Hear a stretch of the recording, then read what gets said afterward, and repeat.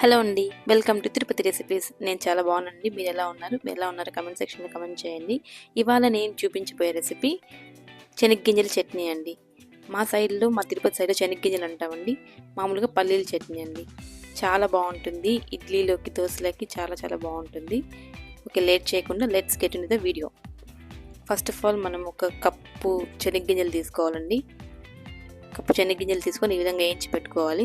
వేయించాక ఈ విధంగా పొట్టు తీసేయాలండి. పొట్టు తీయకపోయినా పర్లేదు, కానీ మేము పొట్టు తీసి చేస్తామండి. ఈ విధంగా పొట్టు తీసాక ఈ విధంగా వస్తాయండి. మా అత్త చేస్తున్నారు వంట, ఆవిడ చాలా బాగా చేస్తారు, చాలా బాగుంటాయి. అందుకే ఆవిడ దగ్గర చేపిస్తున్నా అండి, నేను రికార్డ్ చేస్తున్నా. సో ఈ విధంగా తీసి పెట్టుకోవాలండి శనగగింజలు. తీసుకున్న తర్వాత ఒక హాఫ్ నిమ్మకాయ ఎంత సైజు చింతపండు, ఒక 4 పచ్చిమిరపకాయలు వేయాలండి. సరిపడా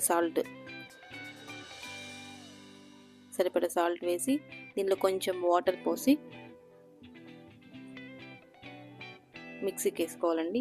మనం మిక్సీ పట్టే లోపల ఒక పాన్ పెట్టి మనం తిరగమాత వేసుకుంటాం కదండి చట్నీకి. సో ఆ విధంగా పాన్ హీట్ అయ్యాక ఆయిల్ వేసి, ఆయిల్ కొంచెం హీట్ అయ్యాక ఆవాలు వేసిన తర్వాత, ఆవాలు కొంచెం చిట్పట్టలాడిన తర్వాత ఒక రెబ్బ కరివేపాకు వేసి, అది కొంచెం వేగాక నెక్స్ట్ స్టవ్ ఆఫ్ చేసుకునేసేయడం అండి. స్టవ్ ఆఫ్ చేసుకున్న తర్వాత మనం మిక్సీకి వేసుకున్న ఈ శనగగింజలు మిక్స్చర్ అనేది ఈ పాన్లో వేసేసేయాలండి. పాన్లో వేసాక నెక్స్ట్ అది బాగా మిక్స్ చేసేయడమే అండి. అంతేనండి.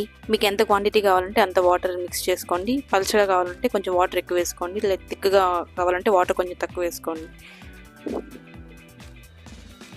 అంతేనండి, టేస్టీ చట్నీ రెడీ అయిపోయింది. దోశలోకి, ఇడ్లీలోకి చాలా చాలా బాగుంటుంది. డెఫినెట్గా ట్రై చేయండి.